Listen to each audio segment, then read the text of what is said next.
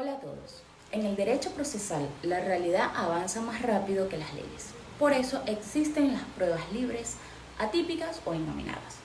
Estos son todos los instrumentos o mecanismos que las partes pueden aportar a un juicio para demostrar sus afirmaciones, aunque no tengan un nombre específico en los códigos legales.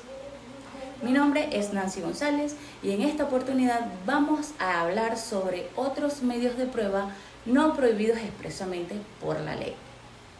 Su base es el principio de libertad probatoria, que permite adaptar la justicia a nuevas tecnologías y realidades sociales.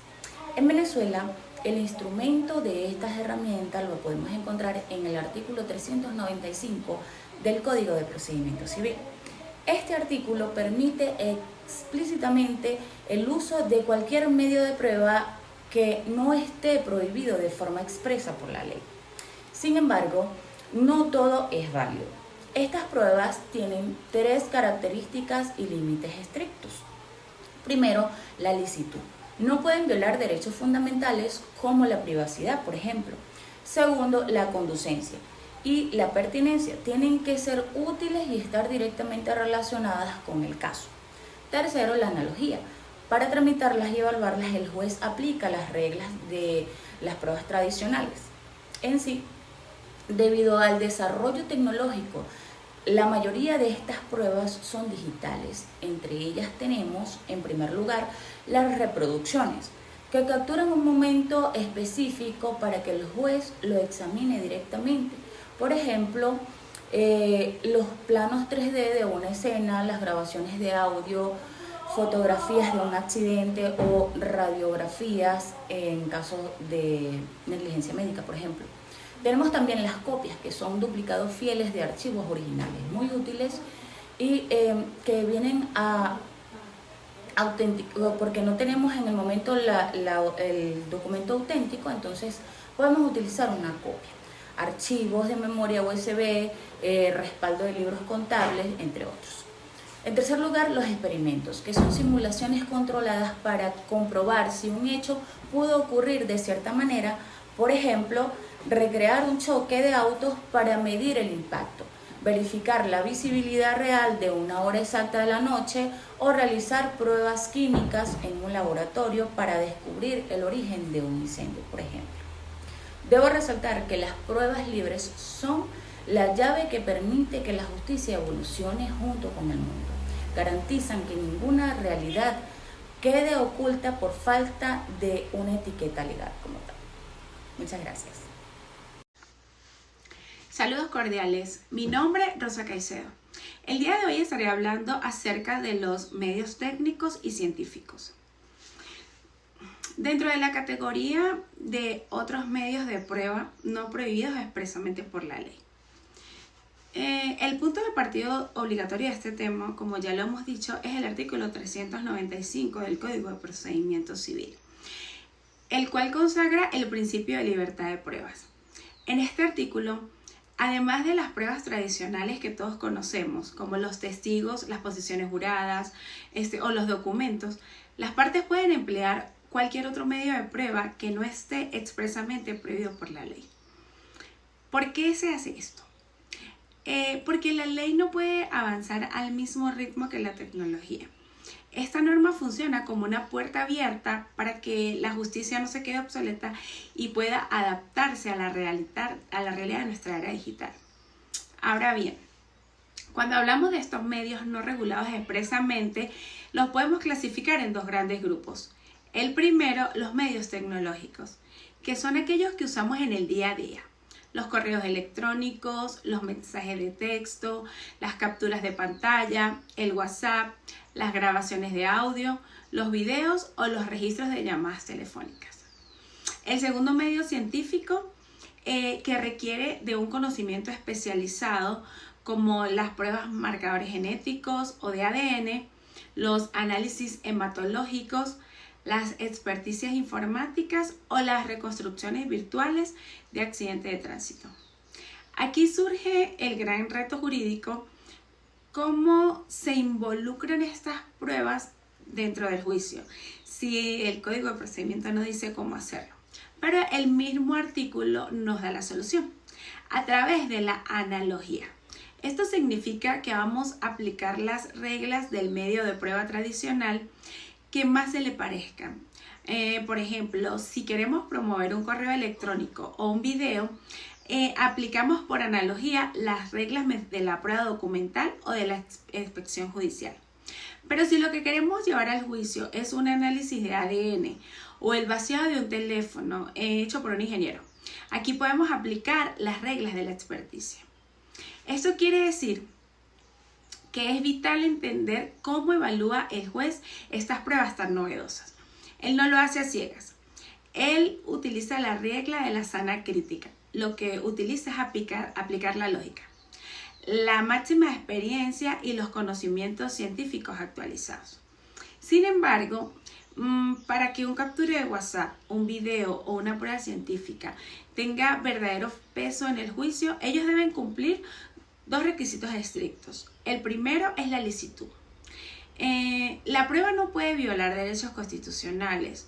Si un audio se grabó de forma clandestina, violando la privacidad de una persona, esto sería una prueba ilícita y el juez debe desecharla. Y en segundo lugar está la confiabilidad y la cadena de custodia. Como la tecnología es fácil de alterar o editar, quienes presentan la prueba deben demostrar al juez que ese mensaje, video o muestra biológica no ha sido manipulado desde el momento en que se obtuvieron hasta que llegaron al tribunal. En conclusión, puedo decir que el artículo 395 demuestra que en el derecho puede ser flexible. No es el mismo sistema rígido del pasado. Es una herramienta que se apoya en la ciencia y en la tecnología para alcanzar verdaderamente la importancia en el juicio y buscar la verdad real. Muchas gracias. Buenas tardes, profesor y compañeros. Hoy vamos a tratar un poco sobre la impresión dactiloscópica, también conocida como huella dactilar. Es un medio de prueba no prohibido expresamente por la ley y por lo tanto es admisible en el procedimiento administrativo venezolano. Este medio de prueba se fundamenta en el principio de la libertad probatoria que consagra el sistema de prueba libre en Venezuela, donde las partes pueden presentar libremente cualquier medio de prueba que no esté expresamente prohibido por la ley. El fundamento legal principal está en el artículo 100 de la Ley Orgánica de Procedimientos Administrativos, que establece que se puede probar con cualquier medio de prueba que no esté expresamente prohibido por la ley. También el artículo 395 del Código de Procedimiento Civil dispone que las partes pueden valerse de cualquier otro medio de prueba no prohibido expresamente por la ley. Estos dos artículos son pilares fundamentales que permiten la admisión de la impresión dactiloscópica como medio de prueba en el derecho administrativo venezolano. Además, el artículo 19 de la Ley Orgánica del Tribunal Supremo de Justicia prevé el régimen general aplicable a los medios probatorios en los juicios sustanciados por el contencioso administrativo. La dactiloscopia es técnicamente la rama de la dermopapiloscopia, que estudia las impresiones cutáneas de la yema de los dedos para identificación personal de las personas. Su naturaleza probatoria es una evidencia física que permite identificar plenamente a la persona de forma inequívoca, siendo un método de identificación fidedigno avalado por expertos a nivel mundial. El valor científico de la huella dactilar constituye una de las disciplinas más fiables de la criminalística, capaz de revelar identidades de forma inequívoca en cualquier contexto. Los usos principales para la impresión dactiloscópica en el derecho administrativo incluyen la identificación de personas, en actos administrativos, registros y contratos, autenticación de firmas, cuando hay controversias en la auditoría de documentos, la sustanciación de firmas para personas analfabetas que necesitan firmar documentos y la investigación administrativa para identificar responsables en procedimientos disciplinarios. En Venezuela, la huella dactilar permite identificar plenamente a las personas y apoyar a la justicia en diversos contextos. El valor probatorio de la impresión dactiloscópica es importante, pero tiene limitaciones cruciales. La huella dactilar es una identificación fidedigna, pero no constituye el valor determinante y único para resolver un caso. Por sí solo esto es una prueba suficiente para incriminar o sustanciar una decisión administrativa que requiere la experticia dactiloscópica pericial para su validación completa. El requisito fundamental es que se debe practicar mediante experticia policial por un experto calificado llamado dactiloscopista, quien realice el análisis técnico de las huellas. El proceso de la prueba dactiloscópica comienza con la recolección de la huella dactilar en un documento de escena, sigue con la experticia, ¿verdad?, del experto, y luego la comparación con las huellas de referencia y certificación del SAIME. Después de la conclusión pericial mediante un informe técnico que establece la identidad o no identidad, y finalmente la valoración judicial y administrativa, donde el juez es la autoridad administrativa y evalúa el informe pericial. Muchas gracias. Hola, ¿qué tal? Buenas noches, soy Henderson Ramírez. Bueno, continuando con el ciclo de la exposición, vamos a hablar de los análisis hematológicos. Es importante resaltar que en el marco del derecho probatorio venezolano, los análisis hematológicos son considerados pruebas científicas, de carácter científico, según lo establece nuestro Código Civil y el Código de Procedimiento Civil, como podemos observar. La finalidad es aportar al juez elementos de convicción, objetivos y especializados sobre hechos médicos, biológicos o genéticos, como el caso de la filiación. En la fundamentación legal tenemos la normativa procesal, digamos que establece claramente cómo incorporar y evaluar este tipo de evidencias médicas. El artículo 504 del Código de Procedimiento Civil otorga al juez la facultad de disponer la obtención de análisis hematológicos o bacteriológicos de carácter científico mediante un experto de reconocida actitud. El artículo 210 del Código Civil, en sintonía con el Código de Procedimiento Civil, prevé los exámenes hematológicos como parte del sistema probatorio. Digamos que frecuentemente son utilizados en juicios de inquisición, de paternidad o estado civil. Entre la naturaleza y tipos de prueba, tenemos que en la doctrina, lo que es el análisis hematológico no es un hecho en sí mismo, sino digamos que la prueba científica de una afirmación sobre un hecho punible. Puede presentarse en dos modalidades. Está la preconstituida, que es cuando el examen se realizó antes del juicio, como por ejemplo en un hospital, y se anexa este hecho al expediente. Tenemos la constituida, como podemos observar aquí, que es cuando es ordenada directamente por el tribunal y se realiza por un perito designado, lo que llamamos la experticia. Lo que es el sistema de valoración, el juez venezolano no tiene conocimientos médicos absolutos, es lógico, pues, por lo que su análisis se rige por lo que es el principio de sana crítica, según el artículo 507 del Código de Procedimiento Civil. Los análisis no tienen una tarifa legal o un valor predeterminado. El juzgador debe evaluarlos aplicando las reglas de la lógica, la ciencia, la máxima experiencia, ayudado por explicación o un dictamen que ofrezca el perito experto. Contradicción. Al ser una prueba científica, la parte contraria tiene el derecho de impugnarla, solicitar aclaratorias, interrogar a los expertos o presentar sus propios peritos médicos para rebatir los resultados. Requisitos de eficacia probatoria, importante. Para que un análisis hematológico tenga pleno valor probatorio en un tribunal, digamos que debe cumplir con ciertas garantías jurídicas. Primero, licitud y cadena de custodia. El procedimiento de extracción y análisis debe, digamos que respetar la dignidad y los derechos humanos. La idoneidad del laboratorio, ojo con esto, debe provenir de instituciones reconocidas que garanticen la calidad de los reactivos y evitar resultados viciados. Pertinencia.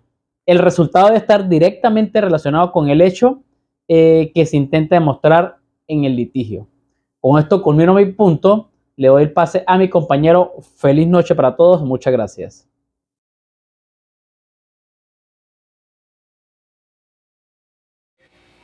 Un cuerpo es hallado sin vida en la Plaza Bolívar del municipio Mauroa. No hay testigos, no hay cámara, solo silencio. ¿Cómo resolveremos el misterio? En nuestro país, la respuesta no la tiene la intuición, la tiene la ciencia forense y el mandato de la ley.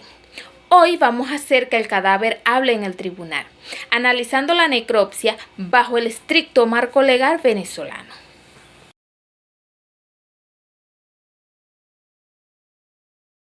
En nuestro país, practicar una necropsia no es una opción, es una obligación por parte del Estado cuando se sospecha de un delito. El motor que enciende esta investigación es el Código Orgánico Procesal Penal, mejor conocido como el COP. Todo empieza con el artículo 200. Este artículo ordena el levantamiento e identificación del cadáver por parte de la Policía Científica, el CIP. Pero el verdadero protagonista de la verdad médica es el artículo 200. Este artículo dicta de forma taxativa que las autopsias se practicarán en las dependencias de la medicatura forense por parte del médico correspondiente. Además, obliga al médico forense a comparecer ante el juicio para defender sus hallazgos. Pero el COP no viaja solo. Contamos con el Código de Instrucción Médico Forense.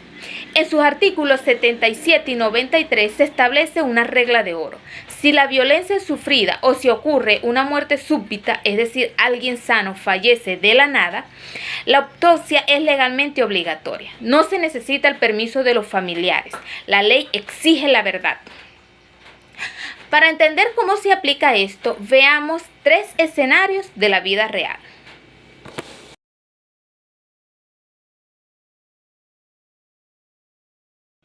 Caso número 1. Muerte violenta por arma de fuego. Un ciudadano es hallado con herida de bala. Aquí se activan inmediatamente los artículos 200 y 202 del COP. ¿Qué busca el médico en la necropsia? No solo la causa de la muerte, busca la trayectoria del proyectil, la distancia del disparo. Y lo más importante, recupera la ojiva, la bala que quedó atrapada en el cuerpo. Esa bala se convierte en la evidencia reina que balística comparará con el arma del sospechoso.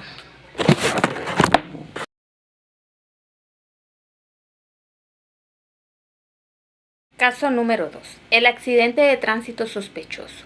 Un vehículo vuelca en la autopista regional del centro y el conductor fallece. Parece un accidente común, pero el fiscal del Ministerio Público sospecha algo más. Bajo el artículo 91 del Código de Instrucción Forense se ordena la necropsia. Sorpresa, al abrir el cadáver los pulmones muestran signo de asfixia mecánica y el estómago restos de veneno. El conductor ya estaba muerto antes del impacto. La necropsia transformó un accidente vial en un caso de homicidio calificado.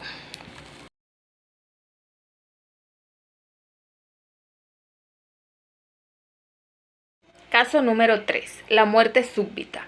Una joven de 25 años, deportista y saludable, no despierta por la mañana. No hay signos de violencia en el hogar. La familia está devastada y la ley intrigada. Aplicando el artículo 93 del Código de Instrucción Médico Forense, en este caso, el forense realiza la necropsia, abriendo las 3 cavidades, cráneo, tórax y abdomen. Al examinar el cerebro, encuentra un aneurisma congénito que se rompió.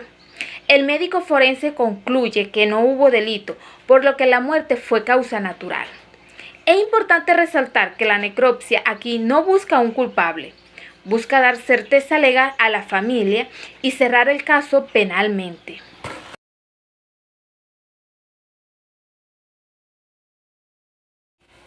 Como hemos visto, la necropsia en nuestro país no es un simple procedimiento médico, es un acto de justicia. Podemos decir que es el puente que une la escena del crimen con los tribunales, ya que el protocolo de autopsia final es la experticia que guiará al juez para condenar al culpable o liberar al inocente. Porque en el proceso penal venezolano la justicia necesita certeza y los muertos sí hablan a través de la ley. Muchas gracias por su atención. Saludos, profesor y compañeros. En este momento vamos a hacer una exposición, una disertación sobre los medios probatorios en relación a lo que es la prueba libre. En mi caso particular me toca abordar los siguientes puntos, que sería el registro de voz y los actos de transmisión. En este concepto se engloban las notas de voz enviadas por plataformas como WhatsApp, Telegram, entre otras plataformas utilizadas actualmente, y los metadatos y registros de técnica que acreditan un mensaje fue enviado y recibido. Esto tiene una fundamentación legal en la legislación venezolana y está sobre la Ley de Mensajes de Datos y Firmas Electrónicas. En su artículo número 4, que otorga a los mensajes de datos la misma eficacia probatoria que a los documentos escritos. Una nota de voz, que un acto de transmisión digital, es por definición jurídica un mensaje de datos y que eso tiene valor probatorio si se hace la verdadera experticia que más adelante vamos a hablar. ¿Cómo se debe promover y evacuar este tipo de prueba, que es un medio de prueba libre? Al ser una prueba libre o electrónica, la jurisprudencia de la Sala de Casación Civil del Tribunal Supremo de Justicia determina que el promovente debe mostrar dos pilares fundamentales. Primero, la identidad, que la voz efectivamente corresponde a la persona que se señala. En segundo, que es la integridad y la credibilidad de la persona en el archivo digital, en el acto de transmisión, que no ha sido manipulado o editado o alterado. Es decir, al momento de evacuar la prueba, esta tiene que tener esa integridad, que no sean adulteradas o editadas. Si yo hago un pantallazo de WhatsApp y lo reenvío a otro dispositivo, esa prueba puede ser adulterada o simplemente contaminada y perdería toda fuerza probatoria o valor probatorio, como se dice en la jurisprudencia.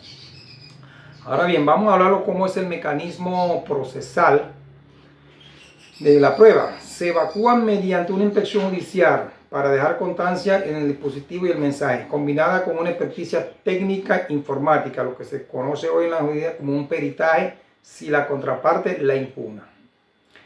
Ahora bien, pasemos al siguiente punto relacionado con las conversaciones telefónicas.